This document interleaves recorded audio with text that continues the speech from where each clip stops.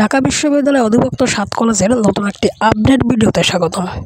ঢাকার অভ্যন্তরে অবস্থিত হওয়ার কারণে এবং পাবলিক বিশ্ববিদ্যালয় প্রায় সমতুল্য এবং জাতীয় বিশ্ববিদ্যালয়ের তুলনায় অনেক গুরুত্বপূর্ণ হওয়ার কারণে অনেক স্টুডেন্টের পছন্দের তালিকায় কিন্তু এই 7 কলেজ থেকে থাকে।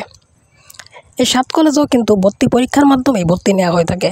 আজকের ভিডিওতে 7 কলেজে কবে থেকে ভর্তির আবেদন শুরু হবে, কবে পরীক্ষা হবে এবং বিজ্ঞান, মানবিক এবং ব্যবসা শাখায় কতটি আসন বরাদ্দ আছে এবং কোটার জন্য কতটি আসন বরাদ্দ আছে সেই সব বিষয় নিয়ে বিস্তারিত আলোচনা থাকছে। আবেদন।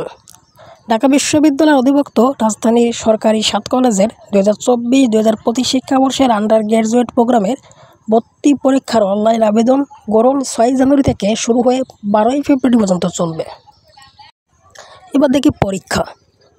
কলা ও সামাজিক বিজ্ঞান ইউনিটের ভর্তি পরীক্ষা আগামী 25 এপ্রিল শুরু হবে এবং বিজ্ঞান ইউনিটের ভর্তি পরীক্ষা 19 এপ্রিল এবং ব্যবসায় শিক্ষা ইউনিটের ভর্তি পরীক্ষা 18 এপ্রিল অনুষ্ঠিত হবে। অর্থাৎ 18 এপ্রিল ভর্তি অনুষ্ঠিত হওয়ার মাধ্যমেই এই জাতীয় 7 কলেজ ঢাকা বিশ্ববিদ্যালয় অন্তর্ভুক্ত ভর্তি পরীক্ষা অনুষ্ঠিত হতে যাচ্ছে এবং পরবর্তীতে 19 তারিখ বিজ্ঞান শাখা এবং 25 তারিখ কলা এবং সামাজিক বিজ্ঞান ইউনিটের ভর্তি পরীক্ষা অনুষ্ঠিত হবে।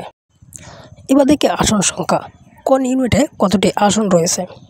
বিজ্ঞান অনুষদে মোট আসন সংখ্যা 8,627টি, এর মধ্যে কোটায় আসন সংখ্যা আছে 618টি এবং কলা ও সামাজিক বিজ্ঞান অনুষদে আসন সংখ্যা 10,019টি, কোটায় আছে 799টি এবং ব্যবসায় শিক্ষা অনুষদে আসন সংখ্যা আছে 4,892টি, এর মধ্যে কোটায় আসন সংখ্যা আছে 390টি।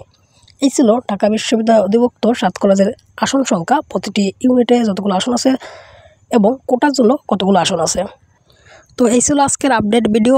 যে কোনো আপডেট পেতে চ্যানেলটি অবশ্যই সাবস্ক্রাইব করে রাখতে হবে। যে কোনো আপডেট পাওয়ার সঙ্গে সঙ্গেই আপনাদের জানিয়ে দেওয়ার চেষ্টা করব। ধন্যবাদ।